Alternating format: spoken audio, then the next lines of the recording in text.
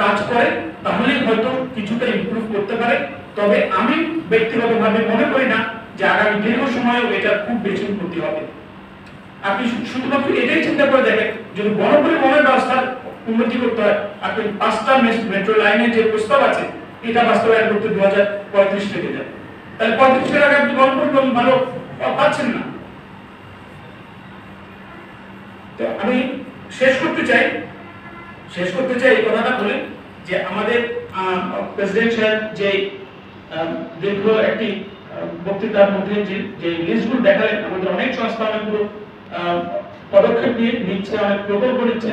এই প্রকল্পগুলো বেশিরভাগ প্রকল্পগুলো টেকসই প্রকল্প না।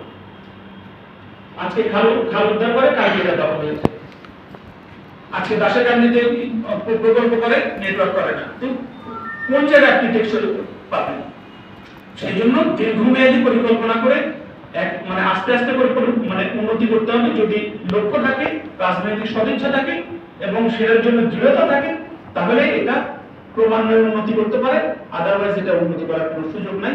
তবে মানে এর বিষয় হচ্ছে যে আমাদের পরিকল্পনার মধ্যে অনেকগুলো ভালো ভালো পরিকল্পনা হয়েছে, প্রেক্ষিত পরিকল্পনা হচ্ছে, অস্ত্র ফাইবার প্ল্যান হয়েছে, সেই প্ল্যানগুলোতে ডিসেন্ট্রালাইজেশনের কথা বলছে, অন্যান্য শহর এলাকায় ইনভেস্টমেন্ট বাড়ানোর কথা বলছে।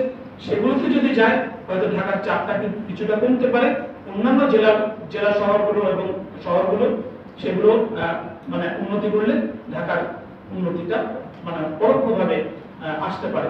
এই কথা বলে আমি সবাইকে ধন্যবাদ জানিয়ে শেষ করছি। ধন্যবাদ আপনার বক্তব্যের মাধ্যমে জানতে পারলাম যে আমাদের অনেক কিছুই হয়তো 30 সালের ভিতরে অর্জন করা সম্ভব হবে না, 35 সাল বা আরো দীর্ঘমেয়াদী করা হয়েছে। তাহলে আমাদের যে লক্ষ্যমাত্রা আছে